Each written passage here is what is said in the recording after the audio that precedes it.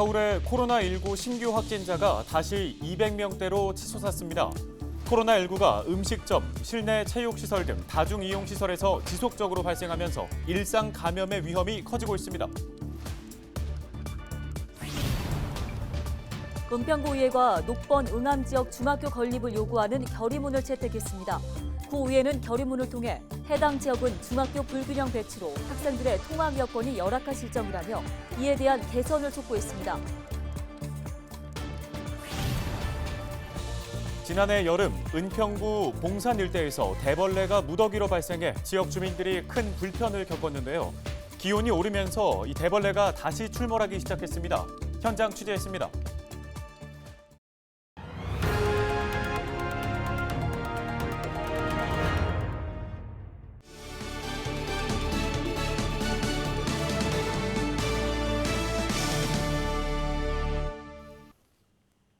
시청자 여러분 안녕하십니까? 헬로티비 뉴스입니다. 서울의 코로나19 신규 확진자가 다시 200명대로 치솟았습니다. 21일 0시 기준 서울시의 확진자는 전일 대비 218명이 늘어 총 3만 5천여 명입니다. 신규 확진자 200여 명 중 집단 감염 관련 확진자는 38명이고 80명은 감염 경로 조사 중인 사례입니다. 구로구에 있는 회사에서는 36명이 확진됐습니다. 회사 직원의 지인 1명이 지난 14일 최초 확진된 후 19일까지 18명, 20일에 17명이 추가 확진됐습니다. 역학조사에서 확진자가 발생한 해당 층의 3개 회사는 콜센터 형태로 직원 간의 거리가 가깝고 창문이 작아 환기가 잘 되지 않았던 것으로 조사됐습니다. 큰 층에 여러 회사가 위치해 있어서 화장실, 휴게실, 그리고 흡연실을 공동으로 사용함으로써 전파된 것으로 보고 조사 진행 중에 있습니다. 특히 근무자 중 일부는 마스크를 착용하지 않거나 코로나 예방용 마스크가 아닌 노출이 있는 음식점용 플라스틱 마스크를 착용한 것으로 확인되었습니다. 방역당국은 코로나19 발생이 실내 체육시설, 사업장, 음식점 등 다중이용시설에서 지속적으로 발생해 일상 감염의 위험이 높아진 상황이라며 마스크 착용 등 방역수칙을 철저히 지켜달라고 호소했습니다. 다음 소식입니다. 지난해 7월 전해드렸던 은평구 봉산에 출몰한 대벌레 소식 기억하시나요? 지금 뒤로 보이는 것처럼 등산로 주변이 온통 언뜻 보기에는 나뭇가지처럼 생긴 대벌레 천지였습니다. 네, 불쾌감을 줄 정도였죠. 올해에는 어떨까요? 손성혜 기자가 현장 취재했습니다.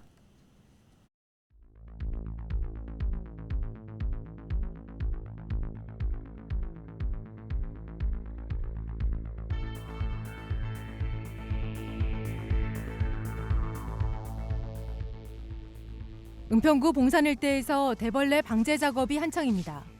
엄청납니다. 새끼벌레가 말도 못해요 지금. 풀숲에는 약을 뿌리고 나무에는 롤트랙, 일명 끈끈이를 감아놨습니다. 지난해 혐오감을 줄 정도로 이 나뭇가지만한 대벌레가 들끓었던 이곳 정자 주변에도 이렇게 끈끈이를 붙여놨습니다. 끈끈이마다 손가락 마디만한 새끼 대벌레가 가득합니다. 이거 나무에 깔가먹으로 이게 기어 올라가요. 항상 습성이. 근데 못 올라오게 이렇게 테이핑 롤 테이프로 해놔놓으니까 여기 올라오면서 붙어가지고 꼼짝 못하면서 굶어 죽는 거예요. 이게. 은평구 봉산에서 대벌레가 무더기로 발견된 건 지난해 여름이 처음입니다. 이처럼 특정 지역에 대벌레가 갑자기 출몰하는 이유는 뭘까? 전문가들은 산림 환경의 변화로 인한 생태계 훼손을 원인으로 지목합니다. 대발생의 어떤 발견되는 곳들이 보면은 좀 산 정상부에 어떤 교란이 있었던 곳이라든가 그런 곳들이 많아요. 등산로가 가깝고 차라리 매미나방처럼 전국적으로 이렇게 대발생을 해버리게 되면은 기후와의 어떤 연관성을 찾아보기가 쉬운 편인데 이 대벌레 같은 경우에는 하필 서울 한 곳에서만 발생을 했단 말이에요. 굉장히 좀 복합적일 것 같고 천적의 문제일 수도 있고요. 그게 단지 한 해만이 아니라 몇 년간 누적이 됐을 거라는 거고요. 문제는 대벌레 발생이 심할 경우 주변 나무가 말라 죽는 상황이 발생할 수 있다는 것. 초기 방제가 필요한 이유입니다.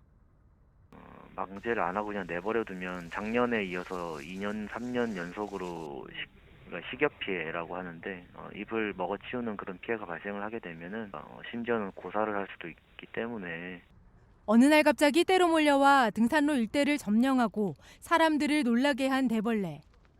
징그러웠죠. 아주 소름 끼쳤어요. 올해도 그러면 못 와요. 뭔가 잘하시고. 작년에 올 때는 여기가 막 바닥다가 하얗게 붙었어요. 막 우리가 팔로 막 미리 하셔야 돼요. 올해도 대벌레와의 전쟁이 시작됐습니다. 헬로티비 뉴스 손성입니다. 다음 소식입니다. 은평구의회가 지난 20일 제282회 1차 본회의를 열고 4일간의 의사 일정을 시작했습니다.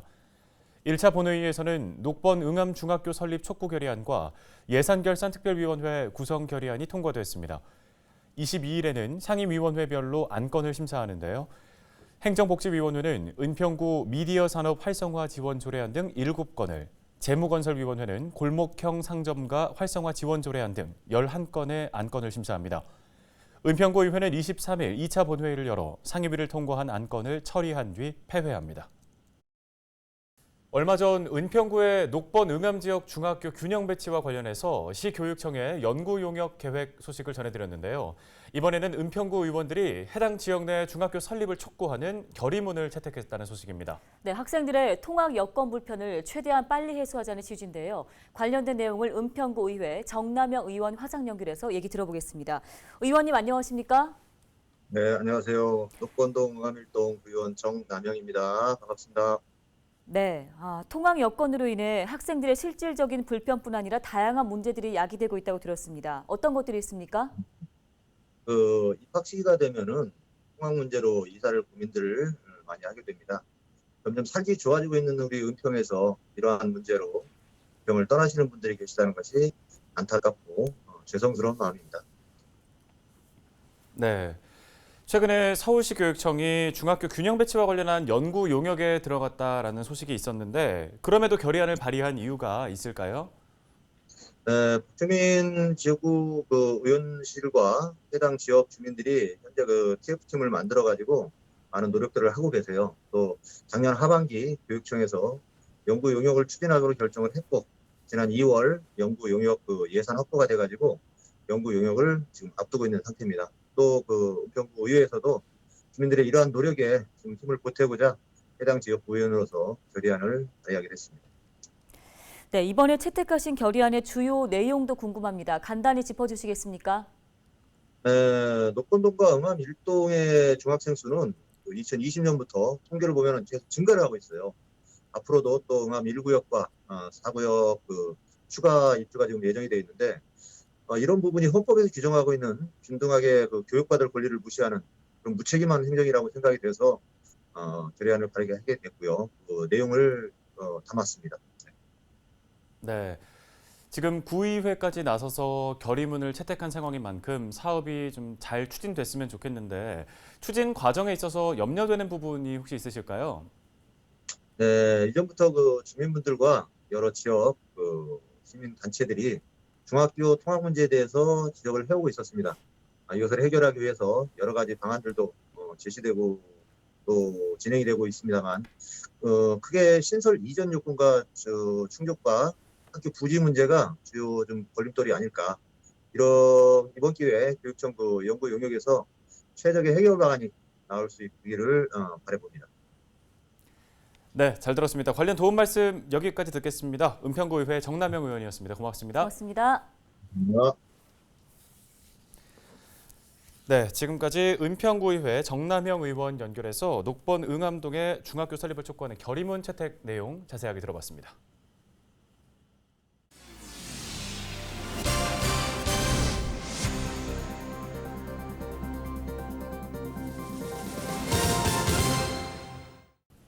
다음 소식입니다. 신월 여의지하도로 개통 이후 올해 여름으로 예정된 서부 지하간선도로와 월드컵 대교 개통에도 관심이 쏠리고 있습니다. 네, 그만큼 극심한 교통체증으로 고통받는 시민들이 많다는 이야기일 텐데요. 보다 자세한 소식을 취재 기자와 함께 짚어보겠습니다. 자, 심다혜 기자, 올해 서울 서부권에 많은 변화가 예상됩니다. 오랫동안 진행됐던 공사들이 마무리되고 지금 새로운 도로 개통을 앞두고 있는 거죠? 네, 맞습니다. 말씀하신 것처럼 서울 서부권의 특히 교통 분야에서 많은 변화가 기대됩니다. 네. 이제 하나하나 차근차근 살펴보면요. 먼저 신월여의 지하도로입니다. 신월동에서 여의도를 잇는 도로인데 4월에 개통을 했고요. 이어서 오는 9월에는 서부 지하 간선도로가 완공됩니다. 말 그대로 서부 간선도로를 지하화하는 사업입니다. 비슷한 시기인 오는 8월에는 서울의 29번째 한강다리죠. 월드컵대교가 개통하게 됩니다. 네. 네, 신월여의 지하도로 같은 경우에는 저희도 보도를 통해서 수차례 전해드린 바가 있고 다음으로 이 서부 지하 간선도로 오는 9월에 개통하게 되는데 좀 진행 상황부터 짚어볼까요? 네, 우선 서부 간선도로에 대해서 먼저 말씀을 드리자면요. 서울과 안양, 광명 등 수도권 서남부 지역과 연계된 자동차 전용 도로입니다. 성산대교를 지나서 양천구 목동으로 가려면 무조건 이 도로를 거쳐야 하는데요. 문제는 서울의 간선도로 중 가장 많이 밀리는 굉장히 악명 높은 도로라는 겁니다. 오죽하면 새벽 3시에도 길이 막힌다라는 이야기까지 나올 정도입니다. 이 교통 정체를 해소하기 위해서 10년 전부터 서울시는 이 도로를 지하화하는 사업을 추진했는데요. 좀 지지부진하다가 지난 2015년에 민간 사업자를 선정했고 5년 전 착공에 들어갔습니다. 그리고 올해 9월 개통을 앞두고 있는데 현재는 막바지 공사가 한창 진행 중인 것으로 확인됩니다. 네, 얘기를 들어보니까 사업이 꽤 오랫동안 진행된 것으로 보이는데요. 개통 이후의 모습이 궁금하거든요.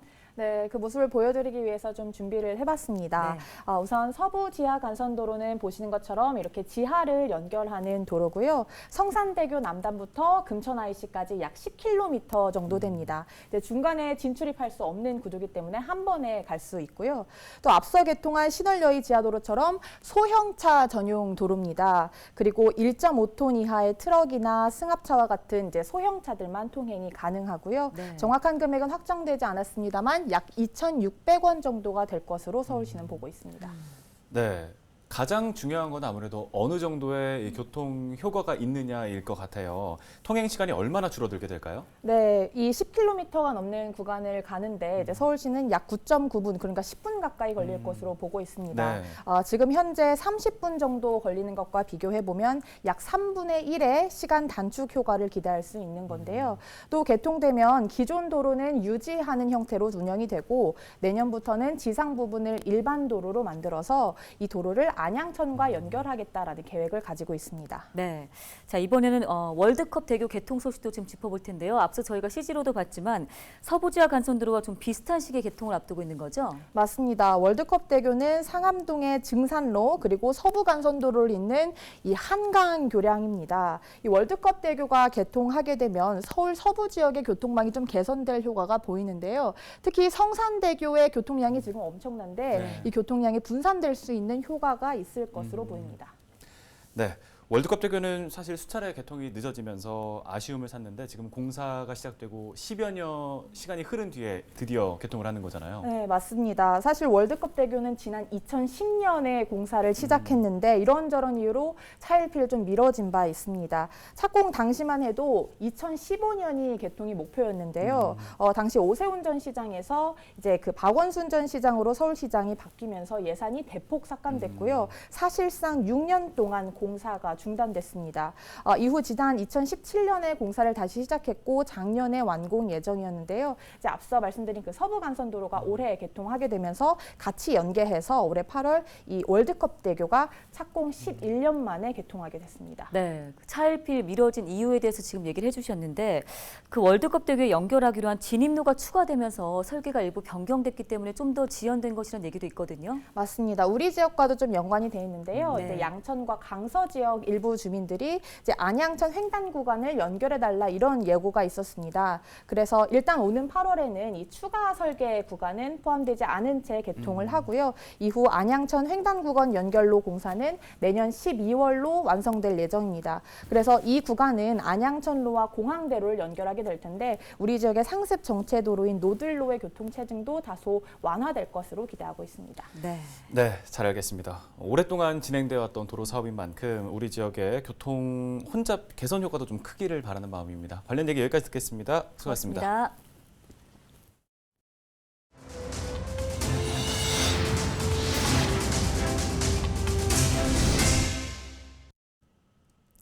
다음 소식입니다.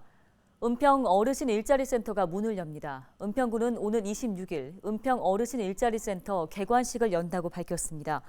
센터는 은평구 신사동에 위치한 지상 5층 건물로 어르신 일자리 카페와 은평 시니어 클럽 상담실, 교육장 등이 있습니다.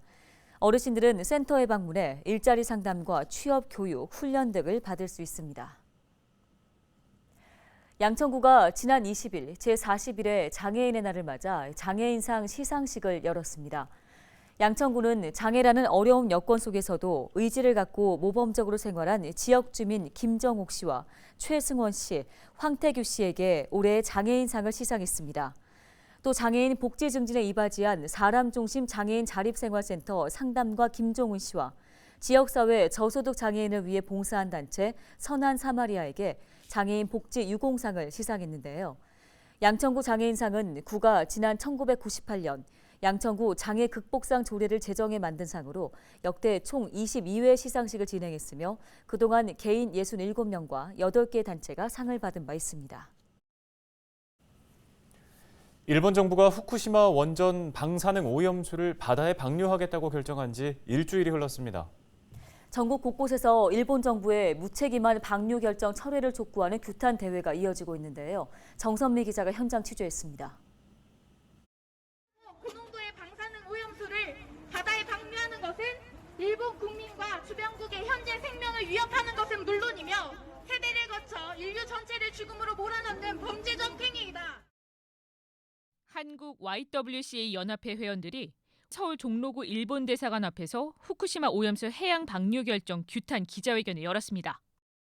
방사능이 그려진 마스크를 쓰고 해양 생물 사진과 함께 하얀 국화를 손에 들었습니다. 제주에서는 수중 레저업계 관계자들이 모여 기자회견을 열었고 민간뿐 아니라 전국 시도의회 차원에서 일본 정부의 결정을 규탄하는 목소리가 빗발치고 있습니다. 서울시의회는 110명 전체 의원 명의로 낸 규탄 성명에서 일본 정부를 향해 처리수 처분에 관한 기본 방침을 즉각 철회하고 방사능 오염수의 합리적 처리 방안을 마련하라고 목소리를 높였습니다. 처리수 처분에 관한 기본 방침을 즉각 철회할 것을 촉구한다! 촉구한다! 촉구한다! 촉구한다! 삼면이 바다인 상황에서 서울 시민들의 식탁에 오를 수 없다고 한다면 이건 생존권 문제하고도 직결된 부분이 있다. 그래서 이러한 부분들에 대해서는 어떤 우리 서울 시민들과 또 서울 시민 사회 단체들과 연대해서 지속적으로 함께 이 부분의 문제 제기를 해나갈 생각입니다. 서울시의회는 특히 국민의 생명과 환경권 보호를 위해 정부가 일본산 수산물 수입 검역 관리와 금지 조치를 확대하고 중국과 러시아 등 주변국과 협력을 강화해 공동 대응에 나서야 한다고 강조했습니다. TBS 정선미입니다. 강병원 국회의원이 더불어민주당 최고위원에 도전합니다. 강병원 의원은 자신의 SNS에 올린 출마 선언문을 통해 우리 안의 특권 남용이나 부정부패, 갑질은 끝까지 찾아 고치겠다고 밝혔습니다. 또 일자리와 부동산 양극화로 고통받는 청년과 국민의 절망을 희망으로 바꾸고 민생 개혁에 앞장서겠다고 약속했습니다.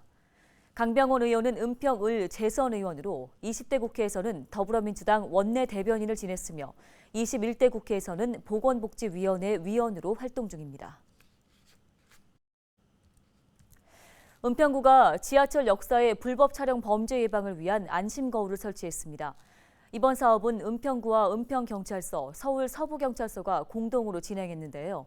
안심 거울은 연신내역, 불광역 등 은평구 주요 지하철 역사 10곳에 설치됐습니다. 은평구는 앞으로 불법 촬영 예방을 위한 인식 개선 캠페인과 불법 촬영기기 설치 점검도 진행할 계획이라고 밝혔습니다.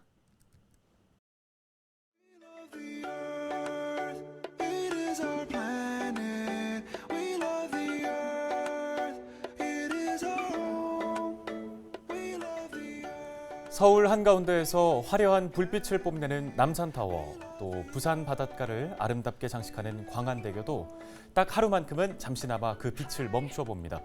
바로 4월 22일 지구의 날인데요.